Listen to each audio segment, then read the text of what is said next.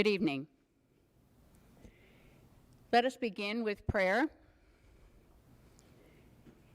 Mary, friend and mother to all, through your Son, God has found a way to unite himself to every human being, called to be one people, sister and brother to each other. We ask for your help in calling on your Son, seeking forgiveness for the times when we have failed to love and respect one another. We ask for your help in obtaining from your Son the grace we need to overcome the evil of racism and to build a just society. We ask for your help in following your Son so that prejudice and animosity will no longer infect our minds or hearts, but will be replaced with love that respects the dignity of each person. Mother of the Church, the Spirit of your Son, Jesus, warms our hearts. Pray for us. Amen. Amen. Thank you, Kathy. Good evening. So this is session 2 of our review of the pastoral letter, Open Wide Our Hearts, the pastoral letter on racism. I want to thank everybody that is joining us for the second week, and if this is your first time, thank you for being here. So we changed course a little bit tonight. Instead of working from the document itself, we put together a PowerPoint that Mike has got on the computer. So hopefully that'll allow folks to follow along a little bit easier. If you do have a question or a comment, if you could use the chat feature, Megan's going to be following those, and she'll raise the question from the floor, and then we'll try to answer it as best we can. Next week, we were talking before this session started, and we're going to try a different format. We're going to use the WebEx that we've been using for some other features or some other meetings, and that will allow us to see everybody that's online live, during the presentation. Also will allow you to interact directly with us as we do the presentation. So there'll be some information being sent out from the church later this week on how that process will work. So just make a note of that. So tonight we're going to be talking about section 2. It's if you remember from last week, we used the prayer from Micah, chapter 6, verse 8, where, O ye mortal man, what is your God ask of you? Only to do justice, love goodness, and walk humbly with your God. And so each of those 3 segments will be the focus area of the session, and tonight we're doing do justice. So the focus of this is the idea that every human being is born in the likeness of God and has the dignity of being human. And that applies to everybody. Doesn't matter what color, creed, shape, whatever. We're all created in the image of God. And in the pastoral letter, the bishops talk to the passage from Genesis that is the foundation for that. And they also included a quote from Pope Benedict XVI, where he said, as a spiritual being, the human nature is defined through interpersonal relations. The more authentically he or she lives these relations, the more his or her own personal identity matures. It is not by isolation that man establishes his worth, but by placing himself in relation with others and with God. And so that's really the focus of this session is what does it mean to be in right relationship with both your fellow human beings and your God? And the bishops say that this is the original meaning of justice. We are in right relationship with each other and with God and with God's creation. Justice was a gift of grace given to all of humanity. So, when we talk about doing the examination of conscience, when we talk about just looking in our heart to see, what do we think about people, what do we think about, this whole subject, is we're aiming to, if we're not in right relationship, that's where we want to try to get to, if that makes sense. And they also had a quote in here where they talked about St. Augustine said that, and he talked about our lives after Eden, that in the fallen world, our relationships with one another have been guided by a lust to dominate. And if you study the history, and we're going to be, later on in this session, we'll be talking about Native Americans, African Americans, Hispanics, and there'll also be some time with people from Asia and that part of the world. But every one of those has experienced at some time in their history where they were dominated by another group or another culture. And so what did that domination look like? What kinds of thoughts, what kind of preconceptions or prejudices did it introduce into the way we look at the world? So that need to dominate, that lust to dominate is crucial. So as we examine our own hearts, is there any evidence of that? Or do we see each other as our brother or sister in Christ? Now, one of the things that you'll hear time and again is that we've made tremendous progress in this country over the last many years in the area of civil rights and civil law, and that's true. There's no question of that.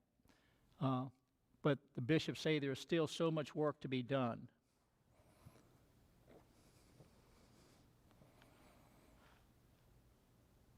And one of the ways that they say that we do that is if you recall from last week, we talked about the need to listen, to hear the stories of other people whose lives don't look like yours.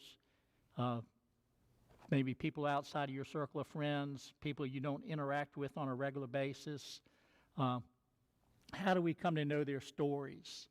Well, we have to seek them out, and we have to listen, and then see if that story resonates with us. And if it doesn't resonate, how come? What can we do to change that? But we've got to listen to our brothers and sisters with an open heart.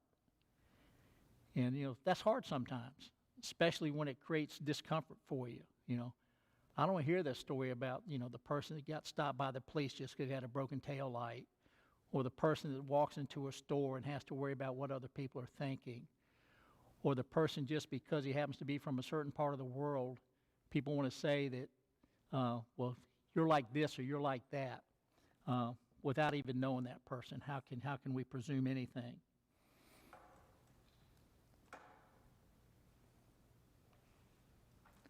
So one of the things the bishops did in this particular session is they delved a little bit into the Native Americans, African Americans, and Hispanics, and their experience since the founding of America, or actually before the founding of America. Last year, 2019, was the 400th anniversary of the slaves coming to America. Back in the early 1600s, when the Pilgrims arrived and other explorers arrived, all the way back to Christopher Columbus, they found Native Americans here. And what happened to those Native Americans as America's history unfolded? And so the bishops kind of run through that Native American experience about, they used to be over the whole country, and then they got pushed aside. Their culture was destroyed in a lot of cases. Land that they used to roam freely, now they're relegated to specific reservations, things like that. And so they say that Native Americans experienced deep wounds in the age of colonization and expansion. So is Europe, and so most of the time when we're talking about Europeans, we're talking about white people, as they seek to expand their world, to build empires, to colonize other parts of the world, they found people where they went. And well, those people were deemed as less. They were inferior. They weren't as smart. They weren't as strong. They weren't as cultured. All of those things. And as a result of that, they were taken advantage of. Their lands were taken.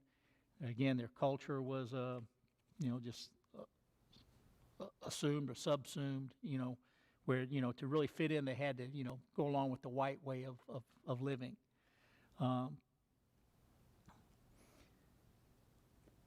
The bishops say many European settlers were blind to the dignity of the indigenous people. They just didn't see them as a fellow human, as an equal.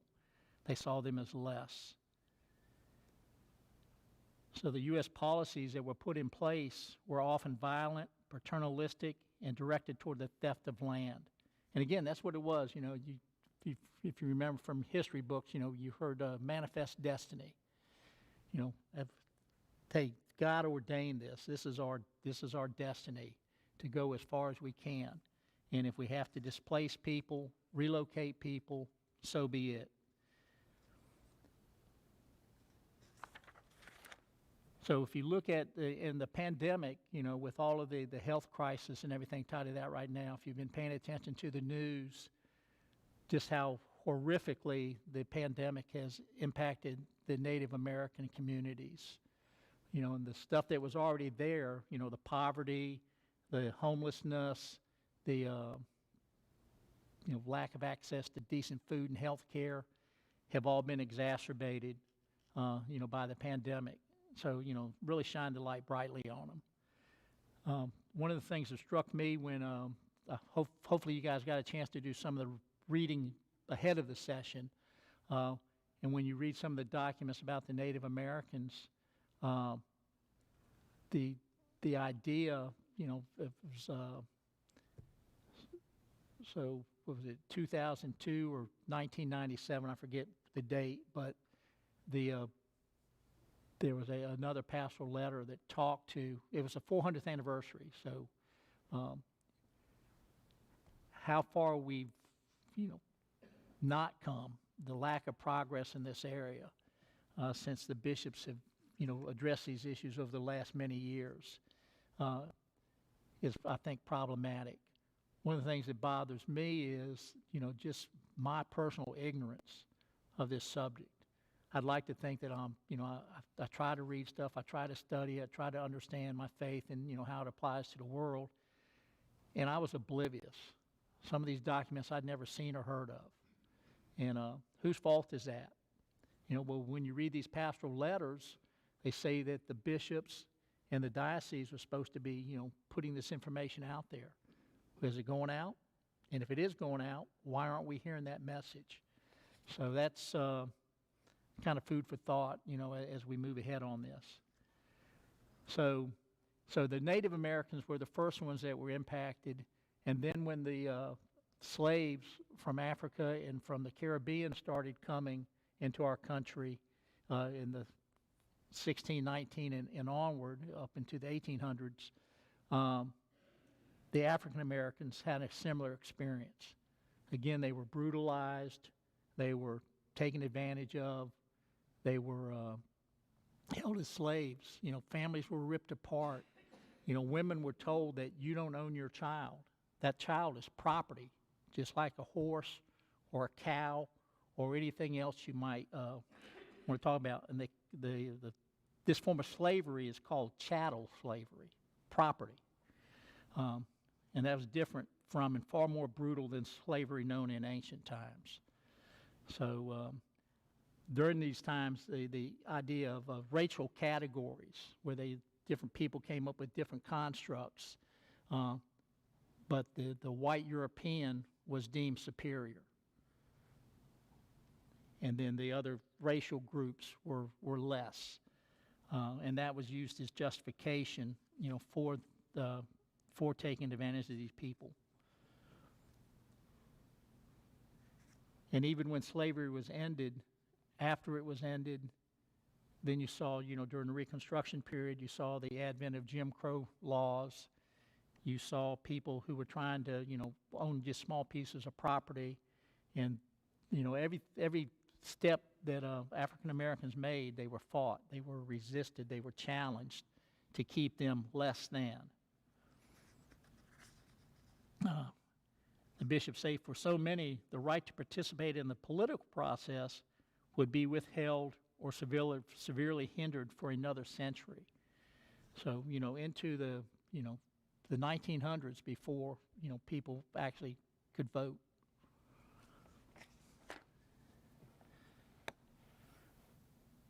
So So one of the points, this is on page 14 of the printed document right at the top.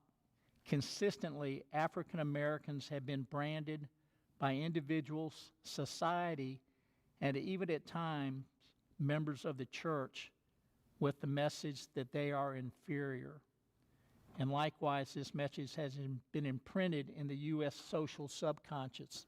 So again, as we do the examination of conscience, what are our views in that area? Do we think somebody's less than or somehow not as deserving as me because of the way they look or the part of the world that they come from, the language they speak, their religious beliefs, whatever it might be? Do we use that as a way to say, you're less than me, you don't deserve as much as me? And the bishops say this reality represents more than a few isolated stories. It was a lived experience of the vast majority of African Americans for most of our national history. So when you talk to people of color, you will hear sometimes, this is not a new thing. We have been dealing, our ancestors have been dealing with this for upwards of 400 years. So don't tell me to wait. I've waited long enough. What does it take to be seen as an equal, to be seen as a fellow human being, to be seen as created in God's image, and therefore my brother or my sister?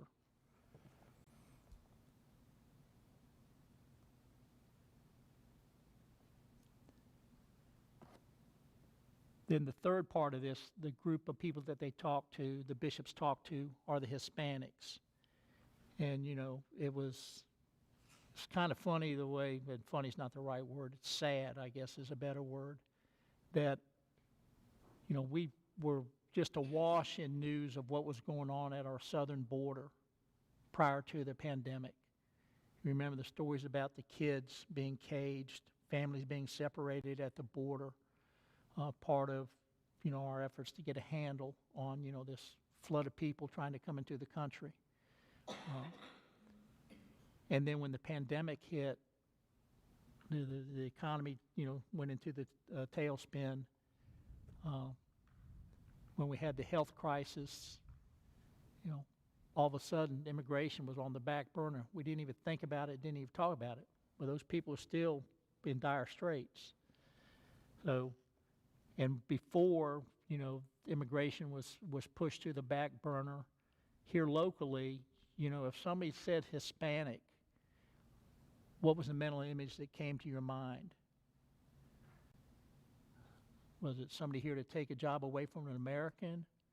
Was it somebody here to try to take care of their family as best they could because they were fleeing tyranny or violence or just extreme poverty where they came from? Something made them want to come to our country. So, when we talk about Hispanics, the bishops say that they have been referred to by countless derogatory names, have encountered negative assumptions about them because of their ethnicity, had suffered discrimination in applying for college, for housing, and registering to vote. Last week, I guess it was last week, maybe the week before, the Supreme Court made the decision on the DACA, the kids who were brought to this country as children. This is really the only country they've ever known. And during the Obama administration, they were provided, the leeway to stay in the country for up to 3 years. And that was, potentially on the chopping block, depending on which way the Supreme Court ruled. Well, the Supreme Court ruled that it's going to stay in place for the time being. But that's almost 700,000 kids that were impacted by that decision. So when I think about, well, my daughters are grown now, they've got families of their own. But when I think of a child in this country who just wants to be an American, just wants to go to school, have their friends, get a job, maybe find somebody to marry, and live a life. So, but that's the Hispanic experience in large part. You also see, depending on, like if you go to the Eastern Shore, who are most of the people that are working in the chicken plants? who's picking the crops, the tomatoes and, stuff like that. We have work for them to do. They want to do that work, but our immigration system right now is flawed. People on both sides of the political spectrum will say that it's broken. They just disagree on how to fix it. So that the Hispanic experience is kind of a unique one. The bishops go on to say that Hispanics are the major target of immigration raids and mass deportations. A cottage industry has sprung up in our country, not government-run, but private-run detention centers spread throughout the country. There's one up by Harrisonburg, and that's where the detainees go while they're waiting to have their stuff. That's assuming they got caught here in the country. The current group of people are stuck in Mexico waiting for their asylum cases to be heard. So those are examples that the bishops identified with three distinct groups of people, three distinct cultures. And one of the things that I've really struck me, again, doing the pre-reading that was, provided in links, which we'll see that in just a minute, is that the idea that those cultures, they have their individual culture tied to their ethnic origin. They have their Catholic culture, like we all do as Catholics, and that you want these two cultures to assimilate, to come together to where you get the best of both cultures. The ways that Hispanics or Filipinos or any ethnic group celebrates Mass is different than the way that we celebrate Mass here. It's the same Mass, but just the music, the decorations, the prayers, they part of that's their culture that they've ingrained in their Catholic faith. And so I forget which pope it was, but he said, we can learn from each other and take the best of both and put them together, and we learn from each other and become better. So that's kind of the do justice part. So the next thing we want to do is what I'd like to ask, if anybody did do any of the readings from the before the session. So before before the session, they provided links to might come on the slide that says before you read.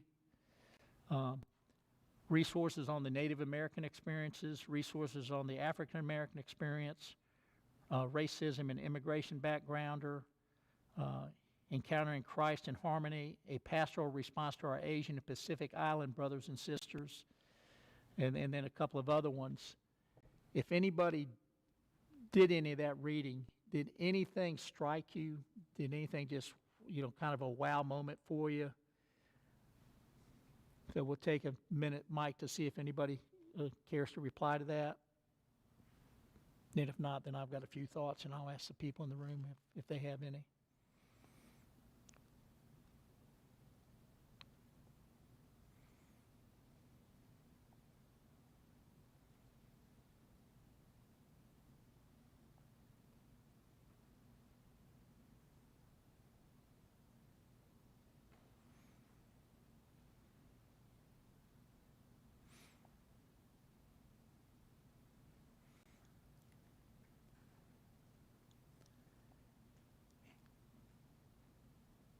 This is one of the areas that prompted us to look at doing the WebExes next week, just because of delay in doing business this way.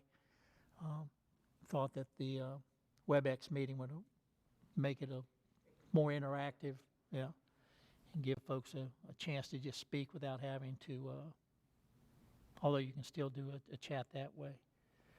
One of the things that struck me on the Encountering Christ in Harmony, a pastoral response to our Asian Pacific Island brothers, was that with all the focus, especially on people of color, so African Americans, Hispanics,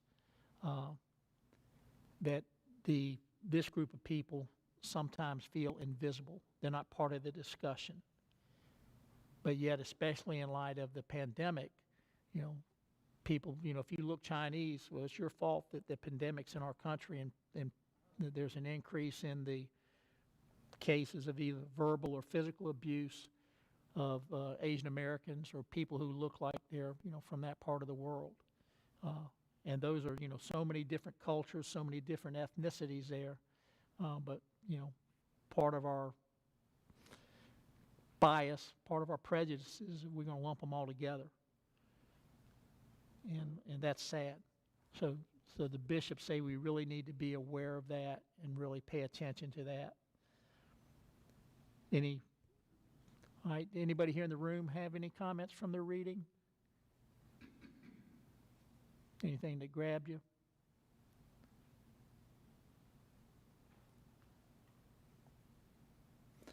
Okay, well, if you didn't do the reading, I would encourage you to. It's just incredible the amount of information that is available on those pages that they provided links to. On Yeah. on our website, Jimmy, we do have the links not just to our live feed. We have the links to the pastoral letter as well as the study guide. Right. Okay, so they are up on our webpage if Okay. anybody wants to download them. If anybody needs us to print out a copy for them, because I know that's a lot of pages, just call me in the office and I'd be happy to do that for them. Okay, good deal. So, but both of those documents, the study guide has got the links to all of this stuff. So if you have the study guide, all you got to do is click on whichever link interests you and then just start exploring. Now, some of the documents are lengthy, and, you know, most of the folks that are listening tonight have got full-time jobs, or you've got, you know, busy lives already. So asking you to, you know, to do more, that's a hard ask. I understand that. You know, when we talk about stewardship and we talk about, you know, we're all blessed with different amounts of treasure. We're all blessed with different levels of talent. But the last time I checked, we all had the same amount of time. Now, how do we choose to use that time? So, you know, when I can tell you what's going to be said on the next stage of Big Bang Theory, because I've seen the episode so many times, that tells you I probably watched too many episodes of Big Bang Theory, right? So, but, you know, we get to choose how we use our time. And so if you can carve out some time, and especially there was in the Native American one, I think maybe it was in the Hispanic section, there was a family activity on the martyrs of Florida that were killed, you know, when England and Spain were at war in the early 1800s. So, but there's some great family activities there tied to that one. So that would be, I think, an interesting one if you've got, you know, kids at home that might find some benefit in that. But again, just explore those links, and even if you can't read it now, you know, make a commitment to yourself to read it sometime this month or sometime this summer, you know, while the kids are out of school, because you will learn a lot. I know I did, and we'll continue to learn. Okay, the next area we're going to move to is the individual questions that are at the back of the study guide. So the first question, and I'm going to use the people sitting here in the room as my give them the first opportunity to answer this question. Describe the scriptural vision of right relationship. What do you think right relationship looks like? So what do we mean by a right relationship? Father? From a biblical perspective, you use Micah. And as you know, part of the situation of that chapter is that the people of Israel have not been faithful to the covenant of the Lord. The Lord took care of them in the desert and fed them with water and manna and food. Right. And all the Lord asks in return is that they basically live up commandments and be faithful to the Lord and the covenant. Here in this one is, what does the Lord require of us?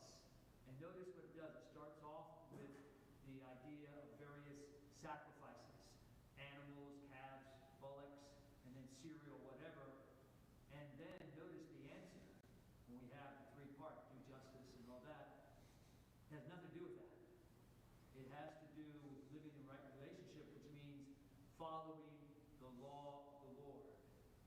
And basically for me, it is trying to help, for us, trying to use the way the Lord treats us in our relation, trying to treat others. So we look and talk about this God that we love and who is faithful, and the God who forgives us and gives us always a second chance and never gives up on us and is always kind and forgiving.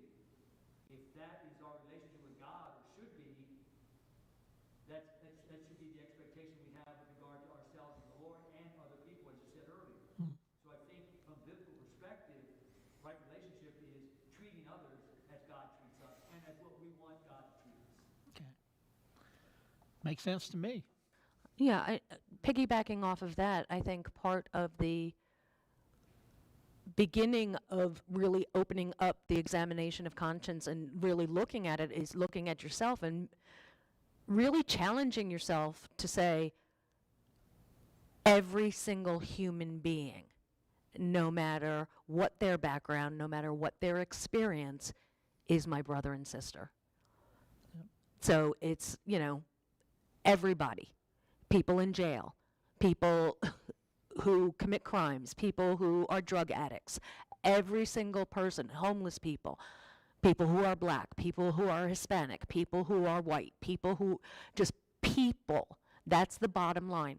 All people are our brothers and sisters. And so we have an obligation to treat them as we want to be treated, as we want to have a relationship with them as God has a relationship with us. How well do the bishops believe we are living up to that vision when it comes to racism? I'm getting several head nods this way, not head nods this way. Yeah, so we're saying, no, the bishops say we're falling short. I did get a little feedback from the first part of that question. Is somebody said, to me, a right relationship is loving each other as we would love the person we love the most in our family. Wow. Well said. Yeah, very well said. Yeah. It's easy to love the people you love. It's harder to love the people that aren't lovable. But that's what we're called to do. Okay, question number 2. How has racism harmed Native Americans in their communities?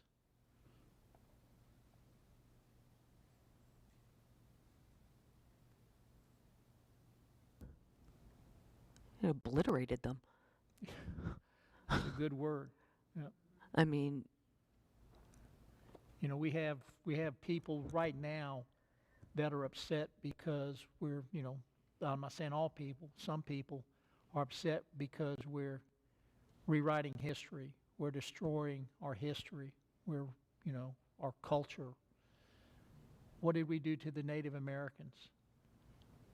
In large parts of the world or large parts of our country, we destroyed their culture. Wiped it away.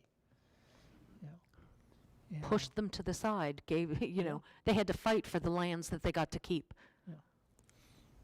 So, but that idea, and so again, the pandemic, to me, when you look at the healthcare crisis on the reservations right now, the poverty, the amount of alcoholism that exists on reservations. When you go to Poverty USA's website, American Indians are the poorest group of people in the country. They're poorer than blacks, they're poorer than Hispanics, they're poorer than whites. Native Americans, I think it's 1 in 4 live in poverty. That's crazy. And when did we ever say we're sorry? As a nation, have we ever said we're sorry? Have we ever asked for forgiveness? And it's, we live in a pretty much a, suburban area. And when one of the read ahead documents was a study that was done, I want to say in 2010, 2012, but the number, Virginia's got one of the areas that's got the least Native Americans of any state in the Union. We're in the group that's got the smallest number. So they're not even on our radar screen unless we deliberately seek them out, unless we deliberately pay attention to what's going on in their lives. Father? Interesting about that is I lived in Richmond for a number of years, and there's all kinds of different Indian names, like Powhite or Powhite, whatever you want to call it. But I mean, there's a number of areas out there where they have Indian names, and if we don't have that Indian, what happened to them? Mm-hmm. Read through the article here and it talks about how there were a number of Native Americans in the southeast that got pushed to the west. Yep. And it's interesting to see historically what happened, you know, and were they pushed out? I mean, how many people at one time did live here that were Native Yeah. Americans? And it's not just Richmond. I mean, it's here locally in the Tidewater area. You know, I know several cities, you know, Powhatan Parkway, and there's all sorts of Native Yeah. American words as landmarks, as street names, as areas. So, you know, when they were talking about doing the casinos, you know, casinos can be located on Indian reservations. And so there was, the local tribe was, you know, trying to get, you know, that created. And I stopped paying attention to it in the news, so I don't know whatever happened with it. But, you know, so there is a presence here. It's not a large presence, but there is a presence. Okay. What harms to African Americans do the bishops lament, repent, or ask forgiveness for? And what effects of slavery do the bishops acknowledge still exist in the African American community?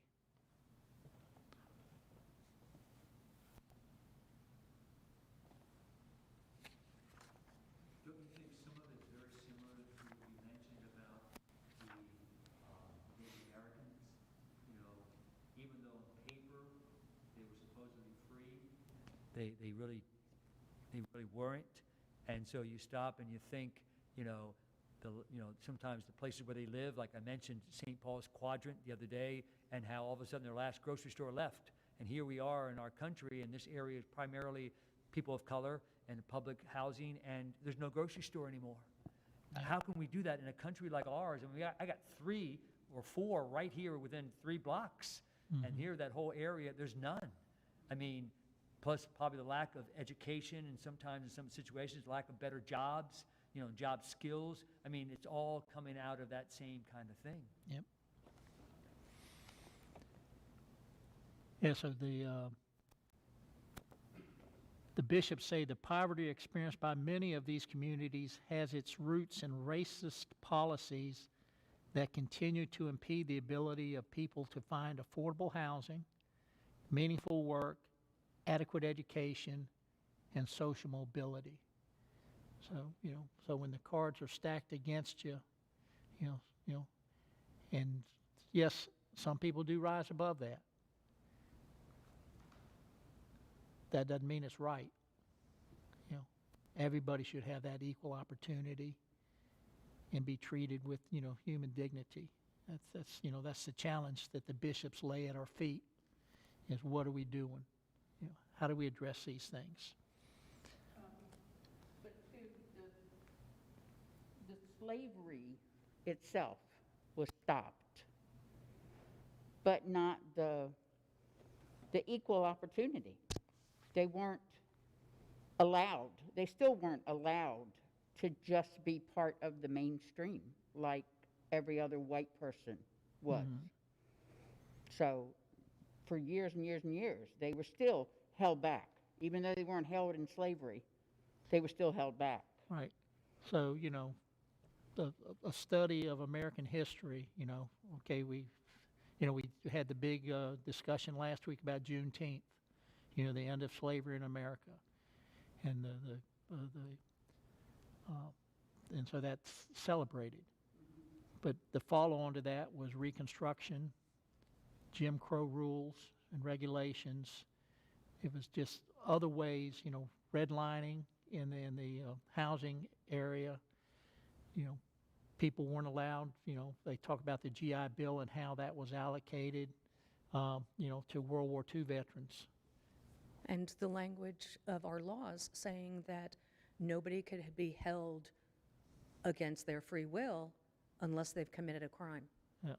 So that started a lot of the injustice and the over allocation of certain groups in our prison systems. Yeah, if you get a chance to watch a movie called 13th, you can see it on Netflix. I don't know where else you might see it. But it does just a wonderful job in about just under 2 hours of tracing that history. And there's both, liberals and conservatives, left, right, however you want to characterize it. Both are represented in the film. So it's I wouldn't call it exactly balanced, but there is an effort to present both perspectives. So that's if you're looking for a family night, check out the 13th. That'd be a good one to watch. It really was quite moving. I did watch it after you told me about it Okay. the first time, Jimmy. All right, question number 4, how have many Hispanics experienced racism? Would you say, Father, see above? I mean, I think one of the things that stands out for me with regard to that is what you had said earlier too. How many, and it was mentioned here several times, how many times Hispanics, when you think of the Hispanics, you think of them as illegal aliens. Illegal, they got here illegally, they don't have their cards or whatever. Now, there may be some that are, but some are not, of course. But immediately, a lot of people would associate them with, do they really have their cards? Are they really, American citizens, or whatever you want to say? All right. That presumption. Yeah. And for a long time here locally, we had a case where a person who was in the country illegally was involved in a car wreck where he was drunk and he killed 2 young white girls. And that became the face of the Hispanic community in Tidewater for months. Oh, wow. Yeah. So, and that's, is that overt? Is it covert? Well, it is. That's the same thing that happened, remember, in San Francisco a couple of years ago, when that one guy had been deported like 4 or 5 times, and he had killed a couple different people, car accident or something like that. Yeah.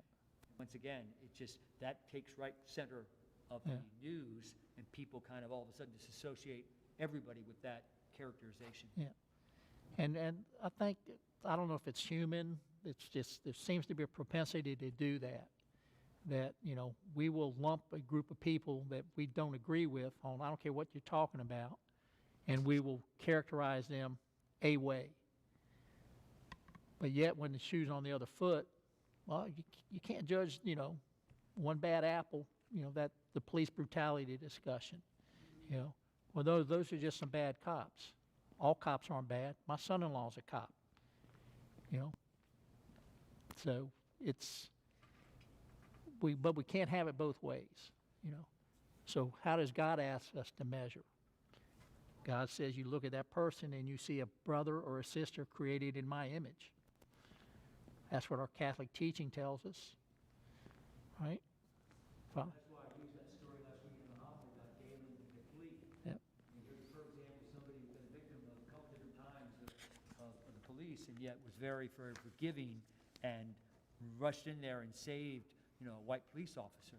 Like you said, you can't stereotype people, and that's one of the difficulties. Okay, what are some of the reasons cited that explain why the evil of racism still festers in the United States?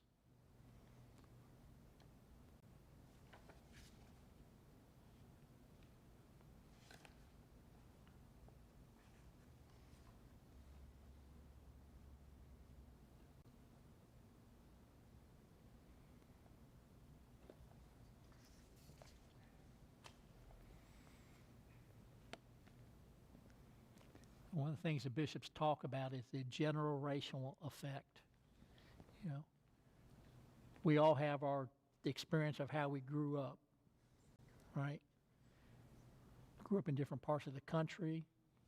We grew up some in single-parent households, some in households where there maybe was domestic violence, some where there was absentee father or mother. All of those kinds of events, our education, the people we hang out with, the church that we belong to, all of those factor and help shape the lens that we look at the world through. And so when you see a little baby, one black, one white, what do? Do they hate each other? No. They see another little person. They reach out for each other, That's another little person. They have to be taught not. Yeah, somebody taught them that that person is different and bad. Father? It was about a week or so ago, a scene went viral, and one of the things was, it was a little white boy and a little black boy, and they were on the street, and they were like maybe 30 feet apart, and they ran to each other, into each other's arms. Right. And it was amazing. I mean, it was really a beautiful sign, that they didn't care what the color was of each other. They were just friends or whatever it was, and it was a powerful image. That's what people need to see and think about. Somebody did comment regarding what things are holding the inequities in place. Pride. I am better Pride? than you are. Pride? Okay. So somebody commented that pride was one of the things that keeps us from moving beyond racism, that I'm better than you. Exactly. And, so the only answer I have for that one is you got to look in the mirror, and, if you really believe as a Catholic Christian that every human being was created in God's image and we're all brothers and sisters, then how does that thought jive? It doesn't. That's sin. And that's what we're called to, erase. And so if you find when you look in the mirror that you hold those kind of views, that's, prayer is part of this process, So, Holy Spirit, help me identify those, that piece of lumber in my eye. Yeah. And then once I've identified it, help me do what I need to do to remove it and do better. And forgive me for my sin. And just help me do better moving forward. Going back to what somebody saw on Facebook, I saw not too long ago, it was an experiment in a classroom that was done a number of years ago with a I teacher. remember that. And all the children were white. They must have been first or second graders. And so the first day, the teacher says, okay, all the blue-eyed kids are bad. They're lazy. All these negative connotations. And so they went about the rest of their day. Kids separated on the playground just because they were told blue-eyed kids are not like you. So there were several examples of that, and then they switched it the next day. And the next day, the kids, all the you brown-eyed kids, are the ones that are bad and lazy and so forth. Well, both sets of kids, on the day that they were quote-unquote labeled as bad, they could feel themselves. They even said, I didn't want to work hard. There was no point for me to work hard because I'm bad. So that enculturation of difference is so hard to see and overcome, but it is most definitely there. Yep. So one last statement there on that. The bishops on the bottom of page 16, these examples from the experience of Native, African, and Hispanic Americans demonstrate how, as a nation, we have never sufficiently contended with the impact of overt racism. So you remember last week when we were talking about the definition of racism, there's acts of commission where you do something that's racist, whether it's tell a joke, put somebody down, withhold a job, whatever it is. There's also acts of omission where you were silent in the presence of that kind of behavior. And then, they also made the distinction between individual and institutional or social racism. And we're called to address both as we encounter them and work to erase them and eliminate them.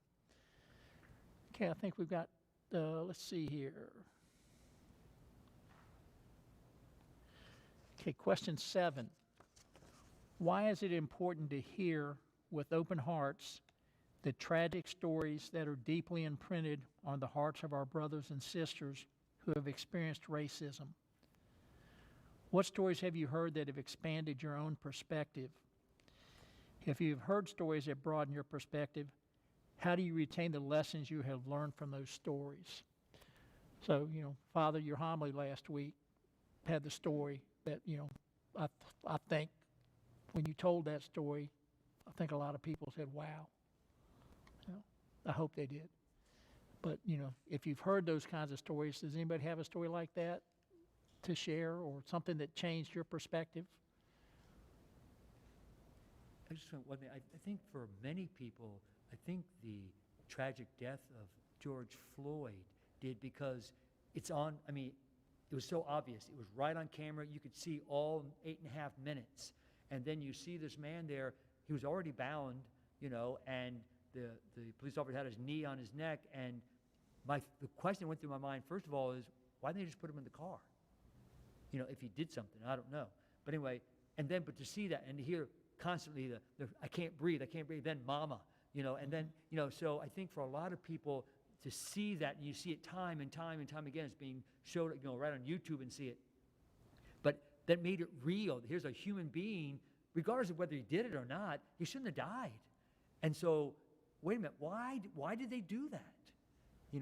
Is it because of the color of his skin, or is it something else, or why? And so I think for me, the George Floyd incident becomes kind of like a trigger or kind of catalyst to say, wait a minute now, there's a lot more of this going on, and we don't always see or hear, but this is obvious. It's right there in front of us. What are we going to do about it? Yep. Well, I believe that's definitely true, but I think that being in this pandemic, and that happening here in this pandemic, when people are watching a lot more TV or watching YouTube, a lot of people are out of work, so that their regular daily lives are seriously disrupted. And in that environment, having this raise its ugly head, it really caught people's attention, because we've seen videos like this before. We've seen other videos, but it didn't have the same impact. And I think it's really because of this pandemic that it's really caught hold. Yeah. I think your point there is a valid one, Megan. The last part of that question was, how do you retain the lessons you have learned? And there's a list as long as my arm of black men and women who have died at the hands of police. Mm-hmm. Some justified, maybe. Some definitely not justified. Yeah, the whole But- say their name. Yeah, but that idea that, okay, somebody's resisting arrest. Well, if he was resisting arrest over allegedly passing a $20 counterfeit bill, is that worth killing somebody for? So, one thing that's come out of this is we're really taking a hard look now and asking those hard questions. Is, does the punishment fit the crime, so to speak? But I wanted to share a personal story of my life. This happened years ago. I was going to school. That's how long ago it was. But I was telling an ethnic joke. And I told ethnic jokes of all different kinds, because I just thought they were funny. Until one of the guys that was in earshot said, I'm married to a black woman, and I find that offensive. And because I'm white, I could turn red. And I did. And that was the last time I ever told an ethnic joke. So, Wow. but good for him. Yeah. Shame on me. But that's Looking, yeah. That's how you grow, hopefully. right, and how many times have we as other individuals been in similar situations and not spoken up? Yeah. That's, again, the sin of omission. Yeah. Yep. Yeah. It's easier to say nothing. But what we're being called to do, what we're being challenged to do, is to have the guts, the intestinal fortitude, the courage, whatever you want to call it, when we encounter sin, to name it and to address it. And to stand in, the bishops talk about standing in solidarity, because until there's justice for all, we all suffer. So, all right, I think this is a good stopping point. So want to thank everybody for tuning in tonight. Again, next week we're going to go to the WebEx format, to where if you sign on, we'll actually see your face, and it'll be more like a discussion.